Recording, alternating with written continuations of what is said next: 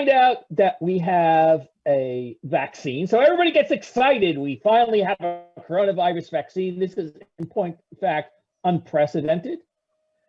If you think about it, they started developing the vaccine in February. They had one, in January, actually, and they started testing in February. And the vaccine was available a year later. This is unprecedented in the history of vaccine development. So everybody figures we have a vaccine. Everybody, they're going to use this wonderful thing called the internet so everyone can make an appointment. And our problems are over. Of course, no, it didn't happen that way. And the question is, of course, why didn't it happen? Why was the user experience initially so horrible? Well, first of all, the user interface often crashed, which if you read the newspaper, this was just, people on end went nuts, all right? Some people compared it to, playing Ticketmaster with the Dance of Death, or, the user had to repeatedly enter information. They they tried to get an appointment, they didn't get it, they had to enter it, and they had to start over again. So this led to an enormous amount of frustration. And of course, on top of it, all that, there were many entry points. If you want to go to Gillette or some of the mass sites, you went through one user interface. If you wanted to go to some of the other mass sites, you went to another site. And then if you want to go to CVS or Walgreens or pharmacy or town hall, you might have had to go to another site. And this produced a horrible user experience. So the question, of course, is why did this happen? And part of it is poor architecture, because the architects who put the system together did not take into consideration both the technical realities and the political realities of what was going on. So the question is, could we architect a better solution, and what would that solution look like? So the first thing you have to do is ask yourself, what does an architect do?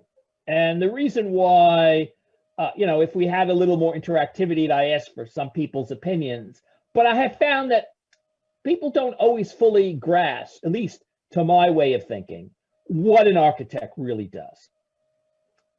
To me, the architect is responsible for the conceptual integrity of the user experience.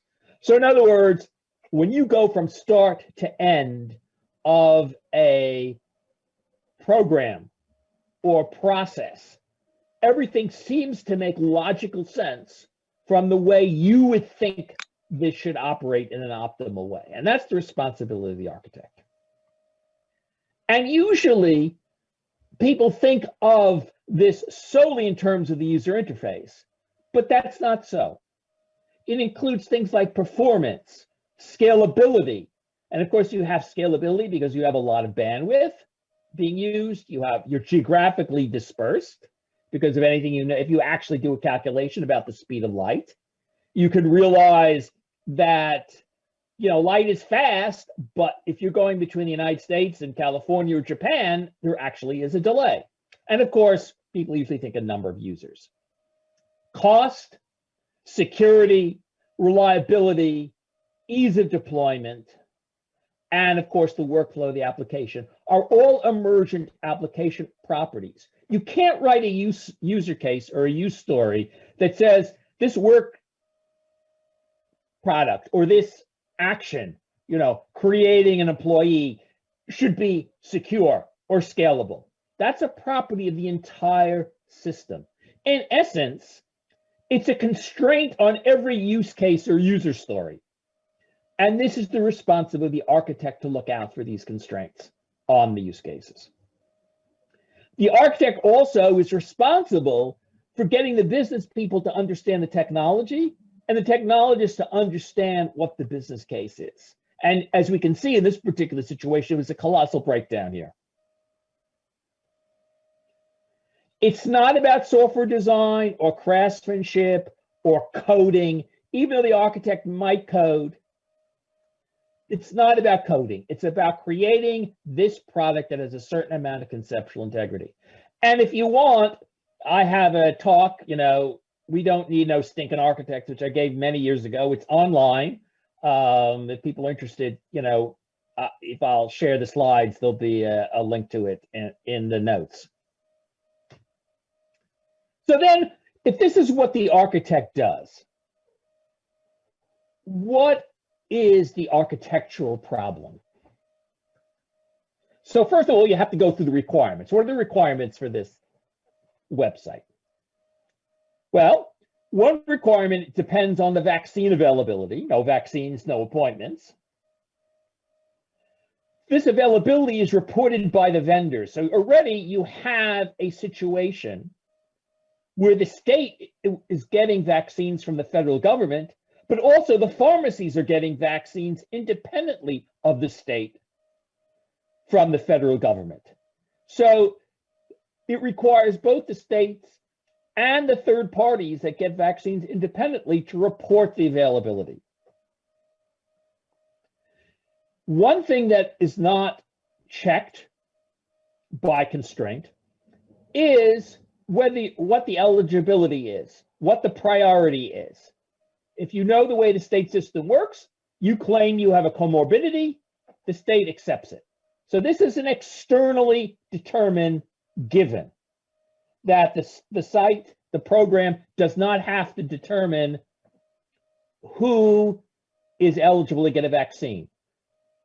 You ask them some questions, they answer them the way they answer them, you assume that they're telling the truth.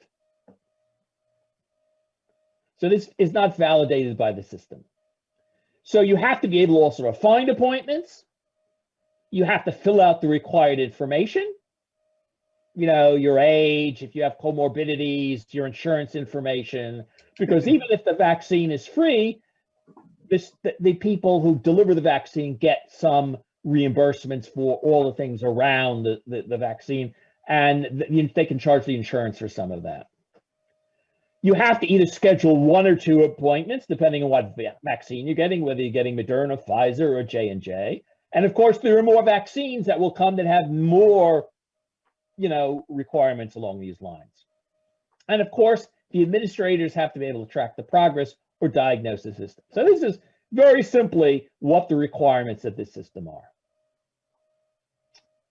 The critical software issue here, excuse me, is that we are operating with resource contention under constraints.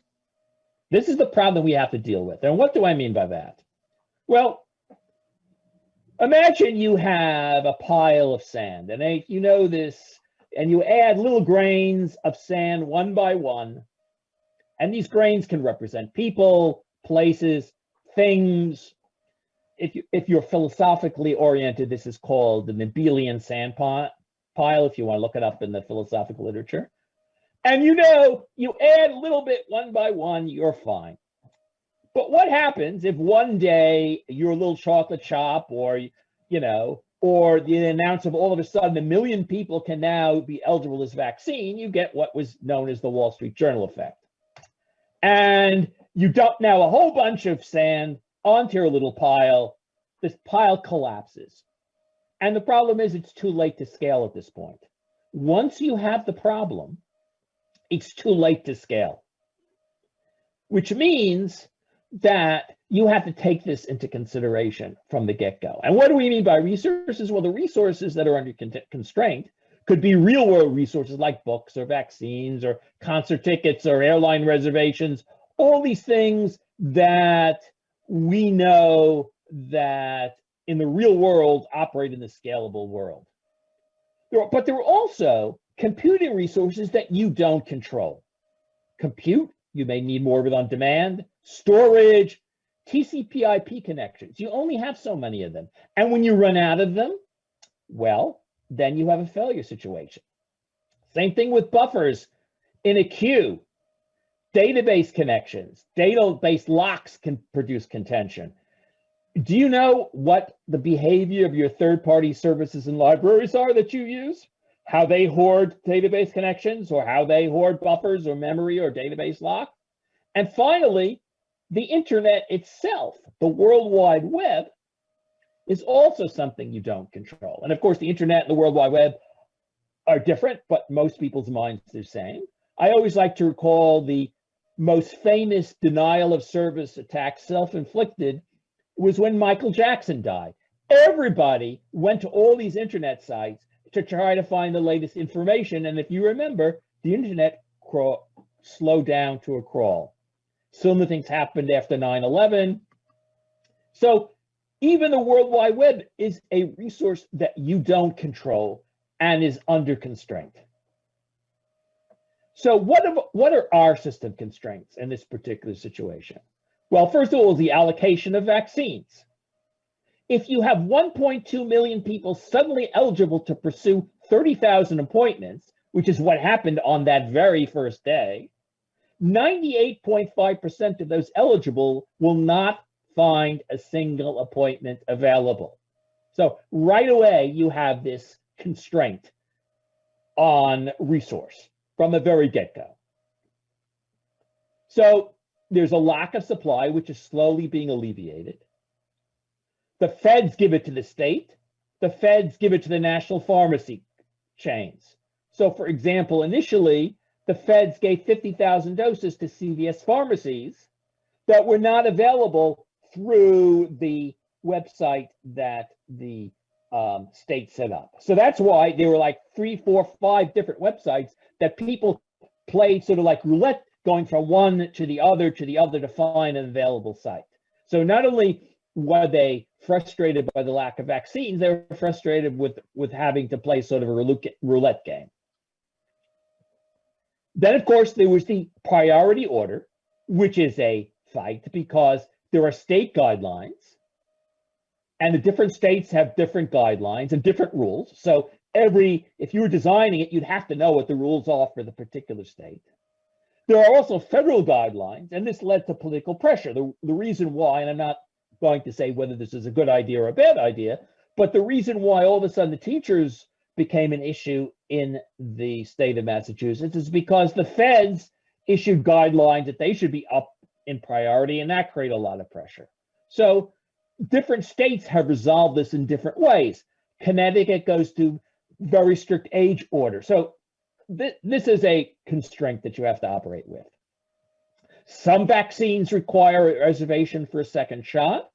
And based on my experience and a couple other people's experiences, when you made your first reservation, you got a reservation for a second shot. Other people only got their reservation for the second shot when they showed up for their first shot. So again, there's no consistency here across the board. And finally, the user should get a reasonable response from the site. If it crashes, they should get a message that explains to them why it crashed, not some message that came from some software framework deep inside, why they got that famous sort of application crash message, which was not meaningful to anybody. So how do we transform this into an architecture? What would this look like? So the first thing you have to understand is you have to program for the case and assume the case that you live in is the supply is less than the demand. And again, when I say supply less than demand, I don't only mean the vaccine. I mean the database connections, for example, or the database locks. If you have so many reservations for a given site or so many vaccines available, are you going to lock that while somebody tries to read that number? That's a contention issue. So there are all those software resources that we talked about before, you have to assume are going to be in scarce supply when you're in a situation where you have to achieve a large degree of scalability. So that means you must design for failure from the start. If you remember our example about the abelian sand pile, when the pile collapses, it's too late at that point. You have to architect from the start for failure. And these could be component failures, dependent services, due to the complexity of the application, anything. you have to be prepared for that. Because when the failures start, it's too late. And of course, the more dependencies you have, the more opportunities for failure, and the greater the consequences of each one of those failures, because they tend to propagate through your system. One thing fails sets up a failure in another thing. So what you have to do then is to avoid single points of failure, which means you have to accept the fact that you're building a distributed system. If you want to have a scalable architecture, you have to accept the fact that you're building a distributed system. You cannot just simply add hardware, as we did in the good old client-server days, to get greater scalability. That solution does not scale, because we're dealing in especially here when we're dealing with a consumer-facing operation as opposed to an enterprise operation. You know, if you're working in the enterprise, very often you can tell your employees, tough luck, you have to deal with this. That's not what works when you have a consumer-facing application.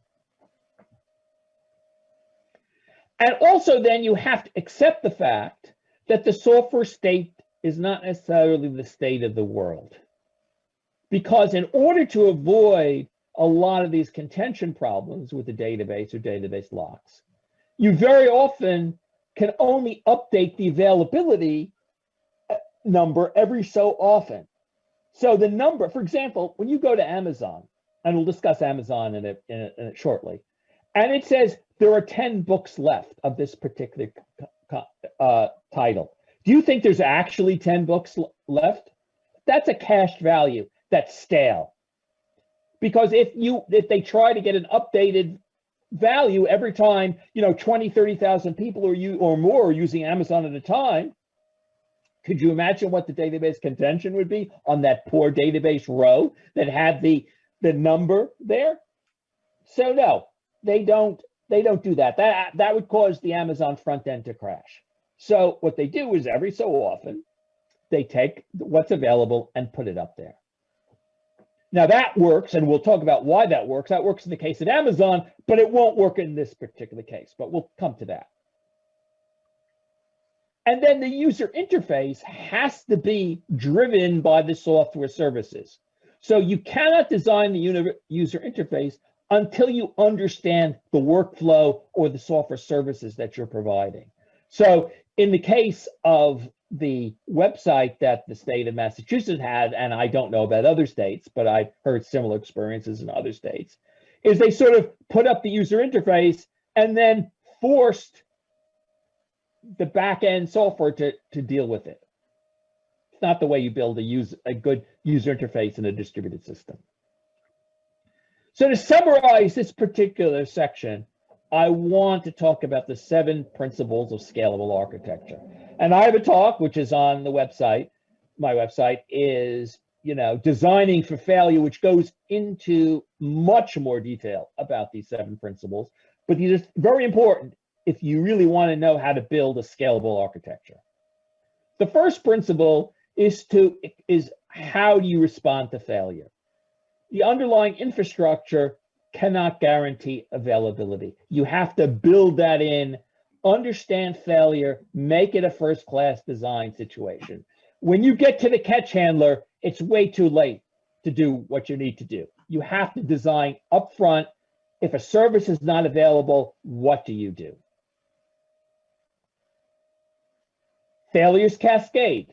So you have an unhanded failure in one part of your system becomes a failure of your application. And the distributed system, you can't throw that exception and hope the great exception handler in the sky takes care of it. Because A, even if it exists, it won't know what to do because it doesn't have the context. And secondly, you won't have a smooth system and you won't be able to recover, because the whole idea of building a scalable system like that is to keep on going, to be able to recover from failure and to do the appropriate thing. It may be just telling the user, I'm sorry, there are no more appointments available, but that, delivering an informative message may be enough, but you have to do something that makes sense and not just give up. There's no such thing as a transient failure. The way to have a scalable system is to fail fast and treat it as a resource failure. Assume it's not available and go ahead. Don't try to retry over and over again, because people who try to do this, what they find out is, remember, while you're retrying, you're holding on to resources that could be used by another part of the application. And you do that, you're only increasing the odds that you're going to have a failure in another part of your application. So fail fast, treat it as a resource failure, respond appropriately. Use a margin of safety when determining how much resources you need. You know, you think you need so much compute, double that number for your day-to-day or your average case. We talked about this one, eliminate single points of failure, except that you have to build a distributed application. And building distributed applications is not the same as building the monoliths that we're used to. Degrade gracefully and predictably. Again, determine what you need, has to happen when you have a failure. And assume the rare will occur, but because it will. You know, I don't know how many times in my programming career I heard the statement, we don't have to worry about this because it will never happen. Well, invariably it happens. So don't take that attitude unless it's against the laws of physics, you know, like there are only 3 dimensions of physical space. Don't assume things won't happen. Cover the case, figure out what you want to do. Because programmers are very bad at determining probability. So given these principles, given what the requirements are, given what our constraints are, how would we try to solve this architectural problem? So where does the application need to scale? Where are the points of failure? Well, first of all, people. You have to scale with people, because as more and more people become eligible, you're going to have a greater demand. Vaccine availability is going to vary all over the place, whether it's the beginning of the week, you know, when there are whenever the vaccine gets delivered and more appointments get scheduled, that might be on a Tuesday or Thursday morning. I mean, I remember when the first day it became available, I got up at midnight to see if they would kick in with appointments then. So that's going to vary. So the number of vaccine availability is going to go up and down. You have appointment slots. Somebody asked about a cache. So I will treat that with afterwards. The problem is that that's dependent on your particular circumstance. So hold that question for the end. Appointment slots. So these are the places where we have points of failure. So let's take a look about how others have attempted to solve this problem and show how they do or do not apply to this case. So the famous example, of course, that everyone comes to mind is Amazon. So why does Amazon succeed with what it does? Because its critical resource is not the books or the things that it's usually selling. It usually has enough. So it assumes, in fact, somebody once described Amazon's business model as assuming show off no to the last possible minute. So it uses optimistic concurrency. It does not lock anything until you get that last actual request. That's why you get an email saying whether or not you got the book, because they assume all along that the book will be available. So they don't lock anything until the last moment when actually have to decide that you are going to ship out and get that book. When you pay for it, when you fill up your shopping cart. So it uses optimistic concurrency. Now, optimistic concurrency will not work here because in our case, we cannot guarantee that there's enough vaccine for people. So the Amazon model does not work. The other thing in the Amazon model is it has control over its suppliers. It can tell its suppliers what to do. And that, as we see the case, is not the political reality of what happens here. So Ticketmaster, what about Ticketmaster is the other one. So Ticketmaster too has control over its supply. Even if the tickets come in waves, Ticketmaster knows it has 10,000 tickets or 1,000 tickets to this particular event. So it can, if you log on to Ticketmaster and they tell you you have 10 minutes, let's say, to make your order, that thing, whatever whether it's an event or whatever you're ordering tickets for, you can be assured that you get your ticket. Now, there could be a failure with that, the credit card could fail, but that's all within that window. And it knows, based on the amount of people it has, how many tickets it has, how many people it will let in, it can control something for a given period of time. That's not something we can do here because, again, we don't control the entire supply because the pharmacies have some mass vaccine sites have some sites controlled by the state have some, so the Ticketmaster model won't work. The airlines is an interesting model, and I talk about then, I have a talk called Relational Databases in the Cloud, where I talk about this.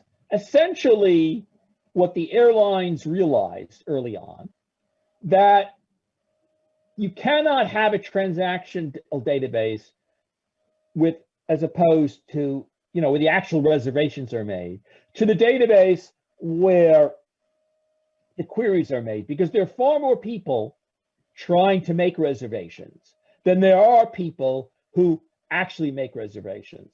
So you know that in that situation, if you had one database, the read locks would kick out the write locks all the time. So that would interfere with scalability. So what they did is they have a distributed database, one which is updated every so often with the availability.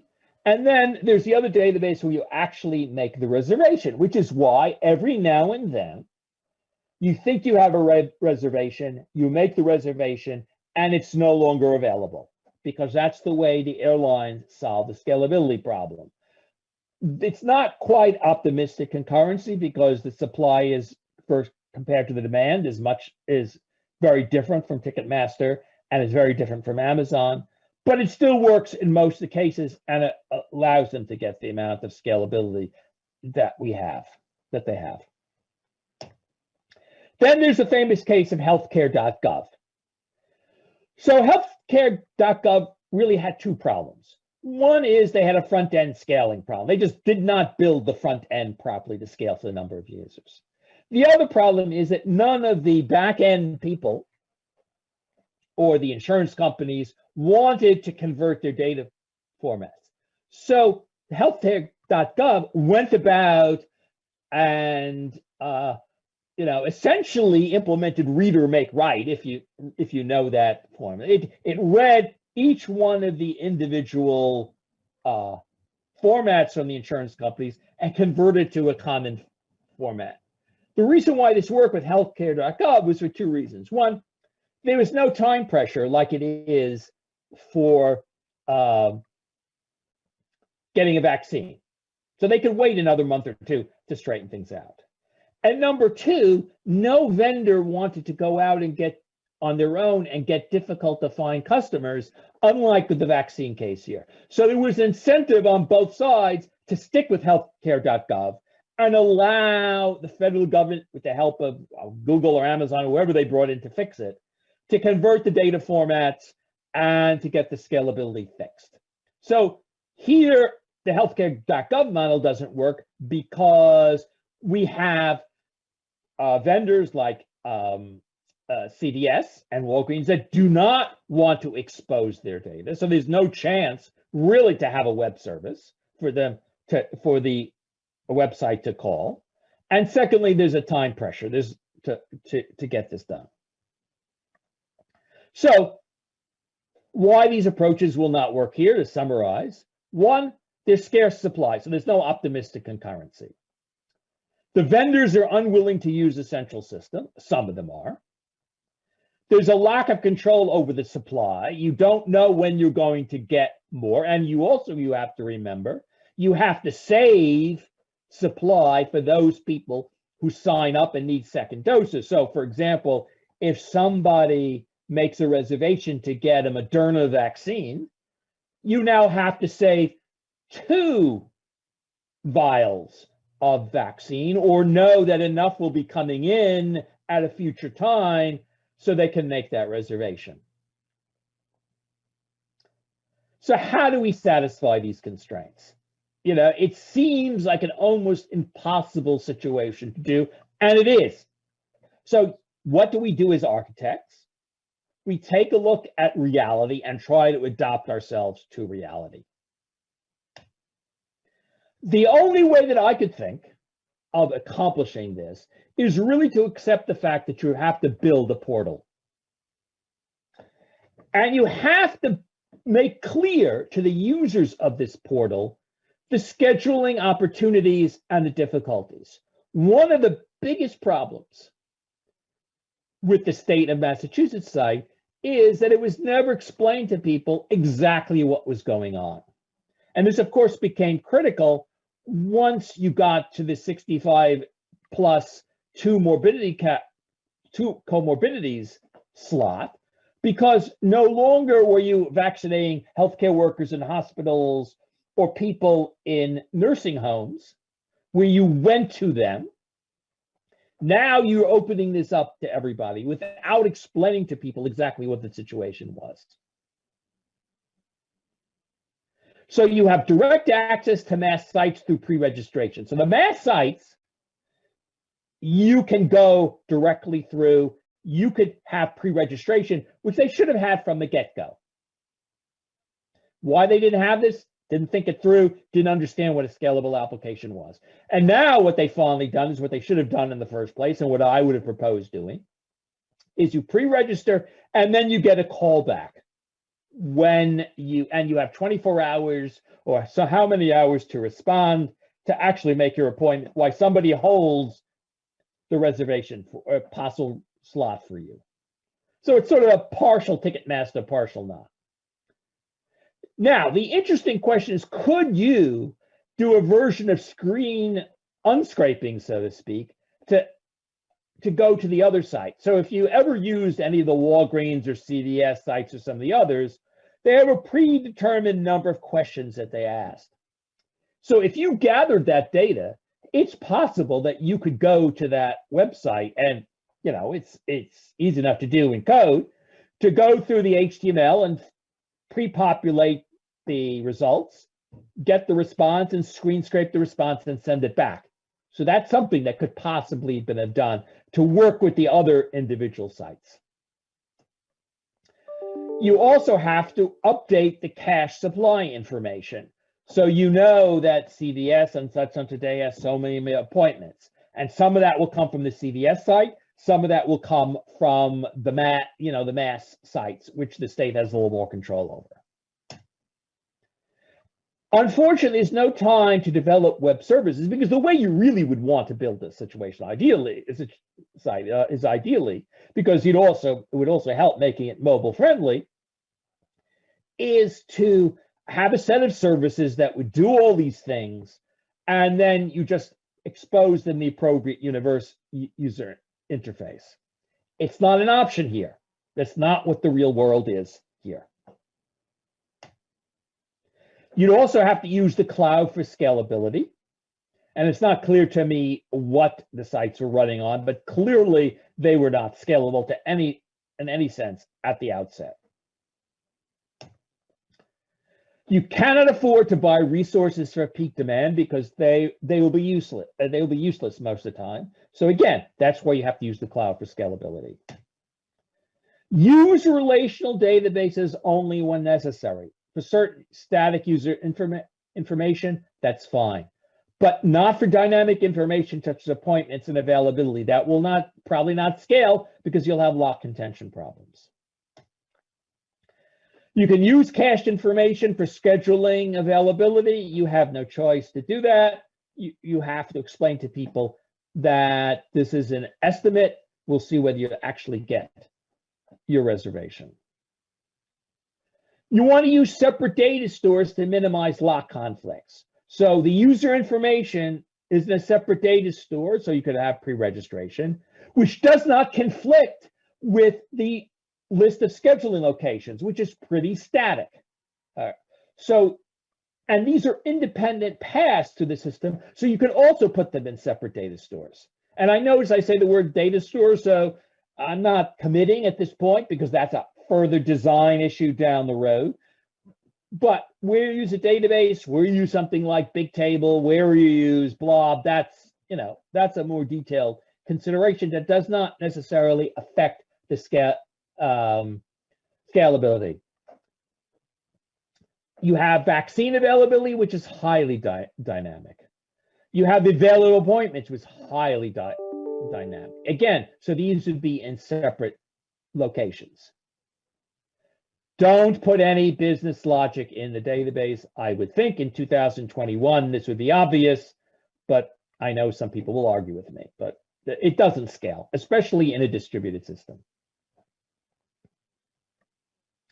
Separate out the services by access path. So entering the user information is a separate access path to querying for appointments, to scheduling appointments. These things can be scaled independently of each other. Fail fast, use aggressive timeouts. Report back to the user as quickly as possible what has happened. Just don't give up, don't keep them waiting. You can degrade to a lower quality service. If you're having problems scaling to get making appointments, that should not affect people who want to pre-register. So keep the scaling boundaries separate. You want to prioritize scheduling appointments over entering information. That's something that should be a priority in terms of scaling. And prioritize sending to a different website over entering information. You have to be disability friendly because you're dealing not only with people who have physical disabilities, but you have people over 75, people over 65. I mean, I know people who have made a sort of a semi-charitable endeavor where they actually make appointments for people who just cannot either cognitively or just not happy using a software system. And eventually, as the younger and younger people become eligible, you want to make it mobile friendly because for some people, their only connection to the web is through their phones. So let me sum up sort of what my conclusions are. The political, the social, the economic constraints are real. And this is true whether you're designing something for the state, for the enterprise, because you have to architect for the conditions you have, not the conditions you would like to have. Accept reality. You cannot scale after the fact, and you have to architect for failure. And you have to understand the scale boundaries in your application. So now is the time when I would like to, if we could somehow throw this open, to figure out people's ideas and how they would architect the system. All right, so there are some questions in the chat. One of them, yes, anything that fails, even it be a DNS resolution failure, that is a resource failure. Problem with trying again is that I don't know what the scaling of your system is, but you're using compute. I don't know what other resources you're holding on when you try again. Again, busy waiting is a very resource intensive. It's 2021. We don't busy wait anymore. I understand. That's my point. So the question is, you have to treat it as a failure and then report back, because if you try again, that's exactly what you're doing. So like the way you would handle this is maybe throw it in a queue and you'd wake Yes. up at 3 in the morning and be like, oh crap, I have 300 messages to replay manually. Well, no, you could automate it. You should be able to automate that. I don't know without knowing your specific Well, like application. that's what I'm getting at, right? Like Yeah. what's the I'm not seeing the distinction. I'm asking you to sell me on this idea you have of transit failures not existing and them being Well, resource failures. that's the way Netflix built their applications. For example, if they go to, let's say your credit card system doesn't work. All right. What do? The credit card, someone's making a charge, you can't make the credit card reservation. What do you do in that situation? Technically you retry, but a human's going to do it, the customer. No, there's several strategies you can adapt. If you know this customer and you know that they're good for it and they're only, it's $10, you might say, fine, we'll have it. What do you think banks do? So let's say you go to an ATM, all right? And the ATM can't connect to the mothership to find out whether you can make your $300 withdrawal. Do you get your $300 or not? You do. Oh, so you're only constraining this thought to the concept of requests and responses. Yes. I see. So a lot of times when this will happen to me, it's like I have a message on a message queue, and that message queue is to go notify external system that a thing has changed. Yeah, okay.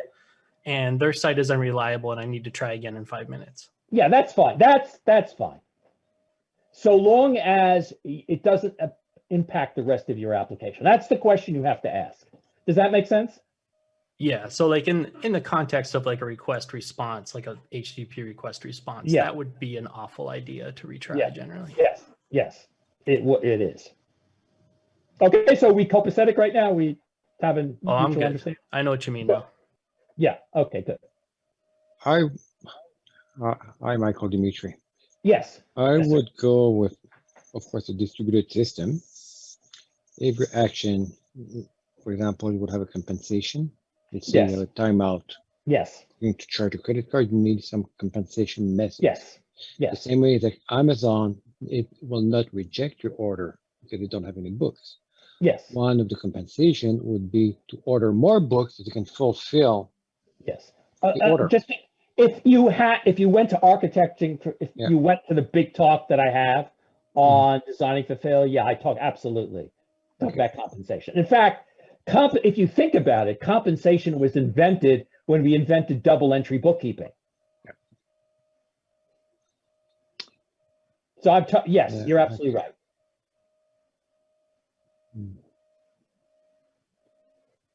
Is there anything else you wanted to?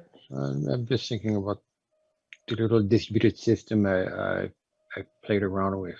I'll come up with more comments. Okay, sure, absolutely. Yeah. You looking for an answer to your question on the screen? Yeah, sure. Why not? If somebody wants to come up with another idea, throw out ideas. I mean, originally, this is what I would do if we were in person. I would have asked more questions along the way. We would have had a more interactive discussion. One of the advantages of doing this for me is I don't have all the answers, so I like to hear what other people have to say. One of the things I would like to get out of the door early when I got someone coming to the system, of course, is to have them registered and to authenticate that they're real users. So all the pre-registration has to be upfront, that you said. Yes. One of the issues that you're working with family matters, and sometimes you can have one email per family or a group of people within the same email. How will you get around to get 3 people within the same email registered? So you have to work out a mechanism there to give them some type of an ID or different logins. You have to look at all those groups.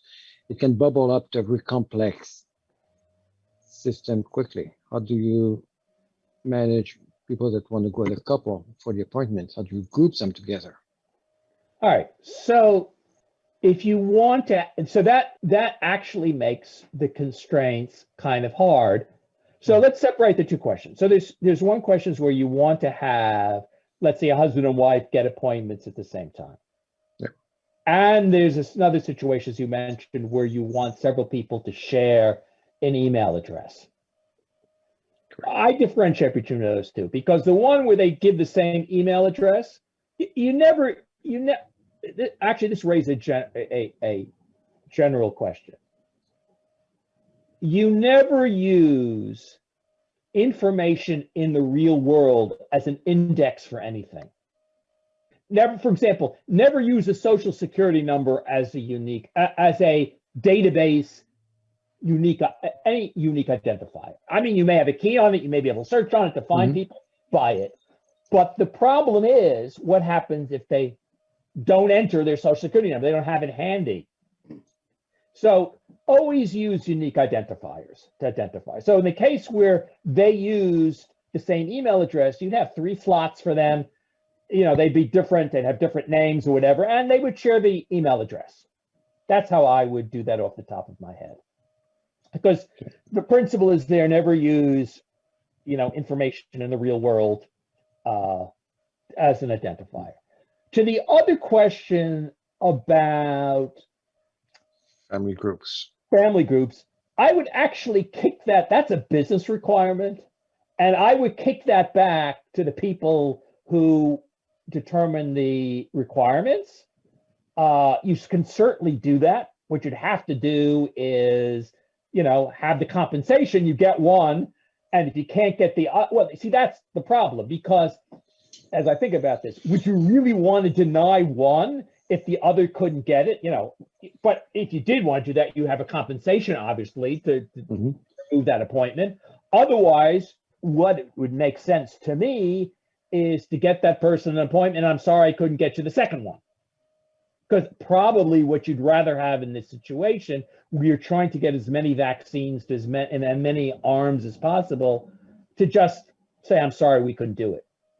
Yeah, I mean, that's a tricky one, right? Because typically 2 people in the same household may have different qualifying conditions, right? Yes. Like Jenny and I certainly do. So, you know, then you've got a requirements question, right? Is the goal to get it in more arms, or is the goal to get the highest priority people first? And how do you trade that off? Right. So you get into that whole question. Right. But presumably, since we trust them to enter information, before you try to make the appointments for them at the same time, you pre-qualify both of them based on their answers. So you wouldn't even try to make the simultaneous appointments unless they both, you know, qualify right now. So that's how I would deal with that. Make sense? Yep. I would have very separate bounded context. So one with a rule engine that would do matchmaking between available slots based on codified registrants. Yeah. Would receive events. The problem with that is, remember, you're dealing with multiple sites. You're not in control. For example, at places like Gillette and Fenway Park and places like that the state runs, you certainly can do that. Okay. But when you're going between Fenway Park and Dartmouth and a you know, 50 CVSs all throughout Massachusetts, and also some places say you can only go if you live in a certain geographic area. Some people are open to the entire state. It really becomes tough to do that. This is what I mean by you have to accept the political reality of the world you live in, not the world you'd like to live in. How would I handle multiple? Basically, we would not know the inventory of available slots right on. So we have to work with inconsistent. How often will we get updates from each location? I don't know. I don't know the answer to that question. We don't know the answer. Can we build a system that they register and then we alert them after the fact? We said that. Well, certainly for the sites that the state controls, that's what they're doing now, and that's what they should have done. I know there's some states that do that. The question is, what do you do about the CVSs and the Walgreens and the local board of health? Do you put them outside of the system completely? You know, if, for example, if the town of fill in the blank wants to offer vaccines to people in that town, let them handle that situation on their own. But they want to piggyback on your system. They want to be part of. But that may be too big of a constraint because we're not prepared. What are you going to do? Check zip codes? What about places like, for example, there's zip codes that are shared between Boston and Brookline, for example. You really, it's where do you want to put the edge case? And, there's no good answer to that question. Michael, this is Gary Chin, and Yes, sir. I How had are you? I was just thinking that maybe you could do like a hotel model where you grab a group of a number of entries, people that register, and then have a ladder based on the people that entered it, and then the offshoot of it is that like the hotel model is that the ones that don't have rooms, they kind of offset that to other hotels that are in the vicinity. Well, you could do that, but you don't. You have to accept the fact that, you know, if you try to send it to a CVS, you would come back with unavailable. Because remember, all those scenarios assume things optimistically, that there's more supply, at least globally, than there is locally. And that's not the case here. I mean, I remember, do you remember hotels.com way back when in the day? Oh, I remember one day that I made a reservation through hotels.com. In those days, they were sending the requests out by fax, actually. I would tell the hotel that you had a reservation by fax. So I walked in one day, and actually this was for a Microsoft PDC, if you remember, the Professional Developers Conference back in the day. And there was no reservation for me. And all the reservations in town were booked. There was no available space. Fortunately, I had my documentation. I was there earlier. They gave me, I proved to them I had a reservation. They gave me the room. So somebody somewhere who arrives at 7 p.m. is not going to have a room because they'll be the last one, you know, because they were the ones that were kicked out. So I would find it hard to do in those kind of situations, which is the situation I was in out in LA was closer to the situation we have now. There was no way to bump anybody in that situation. And that's really what the situation is now. Because the odds are someone would grab that appointment at that quote unquote other hotel. I mean, that's the way I think about it. Does that make sense to you? Yeah. Yeah. Okay. It's a matter of availability, really. Yes. All right, I got a set of thoughts for you. Sure, go ahead. All right, so first thought, population of Massachusetts under 7 million. Yes, it's about 7 million, yes. This database fits in my pocket. Yes. Easily fits. In my opinion, I think that you could put this database. All right, so what meetup am I in? Okay, I'm in the .NET architecture meetup. Okay, so I'm going to assume a Microsoft event, right? So I think that you could grab a Azure SQL database, maybe even like an S4, for example, relatively cheap. Combine that with Azure storage, and computers are really good at counting to 1 million. Yes, they are. A lot of people get scared at the million number. The million number should not be scary. So my take on this is essentially building a queue of people. This is you brought up the point that this is essentially a portal because it has to shop around for you. Right. Any further queries, those could hit Azure storage potentially, hit some kind of, hell, even a CDN cache maybe of read models of this data, but your right side could potentially just be on a dumb little SQL database. Right. It's highly reliable. Hell, you could even make it geo-redundant by the click of a button, right? And then a background worker can be processing this queue, shopping out these different things with these constraints, keeping these constraints in mind, like you brought up the couple that wanted to get vaccinated together, for example. The endpoints, let's say you're shopping this person or this couple to CVS, and CVS is like, or the government site, and they're like, we only do Brookline, we don't do Boston, for example. Let them accept or deny those people. And I think that could be run pretty cheap and not go down. I think that's an idea. I'd have to think it out a little, you know, that seems to be a reasonable idea. But there's another. Before I get to, but everything you just say corresponds to the architectural principles I've laid out here. Right. These are distributed system principles, right? Yes. Yes. But there's another one here, and this is one that I've seen you touch on lately, but I think is really important in this case. It doesn't have to be a computer that consumes that queue. You could literally hire a team of 5 people to go through the CVS queue maybe, and maybe they have to literally call CVS and take care of that, or run a list over a paper list. Yeah, There's all kinds of ways to handle that. Yeah, actually, that you remind me of a story way back in the 1960s, where I only read this, I wasn't alive. I'm old, but not that old. I wouldn't remember this being done. In the 1960s, Scientific American was trying to automate its subscription system. So developed this, this complicated system of handling all kinds of requests. And then somebody came up with the bright idea, why don't you just have simple, different post office boxes for these requests? So all the renewals went to one post office box, the new subscriptions went to another, the other queries went to another post office box. So that's sort of what you're suggesting. Everything does not have to be solved by a computer, and you're absolutely right. Make sense? Yeah. Anyone else? There's got to be more ways to skin this. Yeah.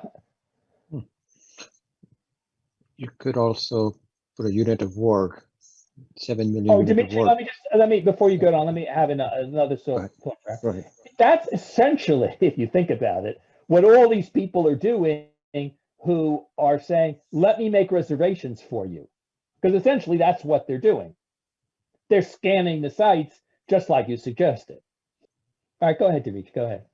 Another way I would look at it, so each vaccination slot is a unit of work that responds to events with some timeouts, and 7 million or 10 million of them is pretty easy to handle. It's at a big scale.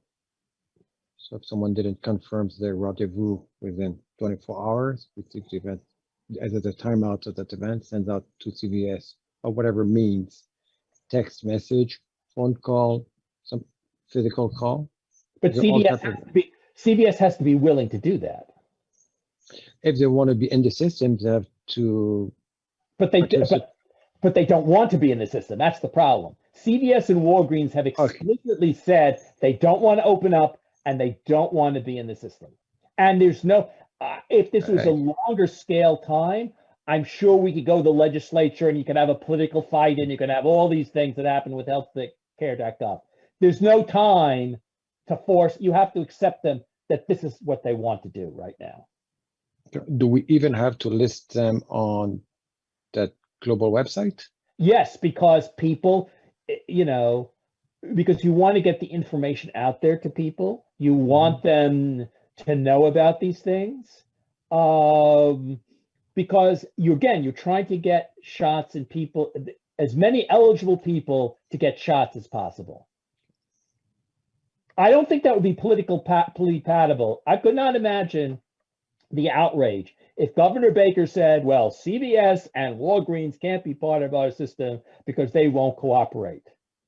I think the backlash would be quite severe. I would list them as outside resources. You could. But again, I don't think that corresponds to the political reality of the world.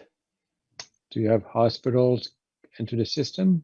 No, hospitals have been moved out of the system. I don't think they've gone back and forth where they're doing large scale vaccinations. I didn't see any hospitals listed. When I made my reservations and I was looking, I got my, how I got my first vaccine. I got up at 4:30 in the morning for 3 days in a row and spent 2 or 3 hours until finally on the third day, I got a reservation for a vaccine. And do you get to pick up the same spot in the line on the next day, or you start from the back of the line? So when I made the reservation, it turned out it was at CVS, they made my second reservation right away. So I walked in the door with 2 reservations. Oh.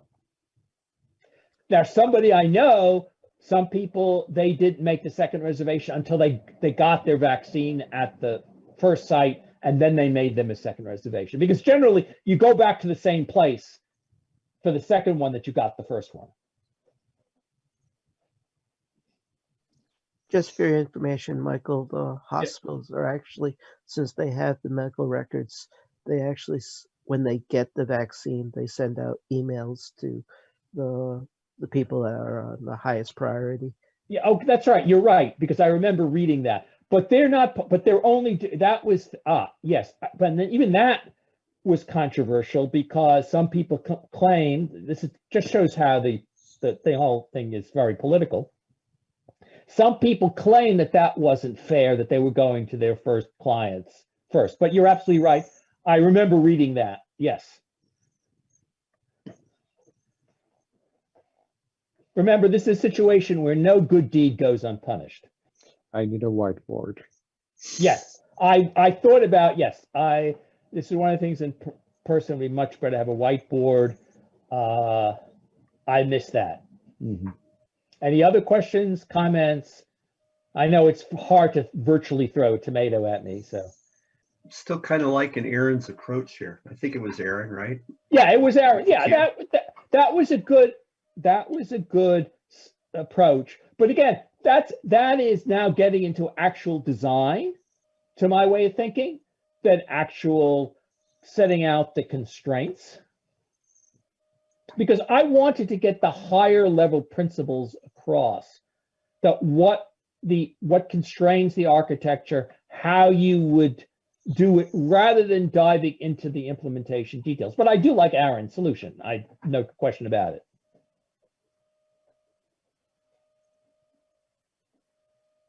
Yeah, I mean, I'm liking it in terms of the constraints you laid out, because it lets you do a bunch of things, right? Yes. You can now manage those feeds independently. You can probably also do stuff with moving things around in the queue based on the pre-registration information you have about the people. So you really could get people with more comorbidities prioritized if you wanted to. Right. Of course, the biggest problem would be getting the state to hire Aaron. And me being available. Yeah, well, but that goes without saying. But I'm sure if they dangled enough bucks in front of you. Have gun will travel. Yes. All right, looks like Jason has a question. Okay. Or comment. Puppy is barking, so on mute. Okay, I think the point. Yeah, the edge cases are not rare in reality. I've been burned by the assumption that they are rare a few times, yes. Rare events, people in general, and in fact, this is what Kahneman talks about in Thinking Fast and Slow. People are notoriously bad at estimating the probability of something happening. And if we were meeting together, I'd throw out a couple of things and ask you to estimate the probability of stuff, which people notoriously get wrong. I'm running out of ideas. Well, I'm sure if we were in person, we would have generated a lot more ideas because we'd have a chance to go back and forth and have a whiteboard and. For scalability, there will be a CQRS system. So yes. Separate. Yes. The two.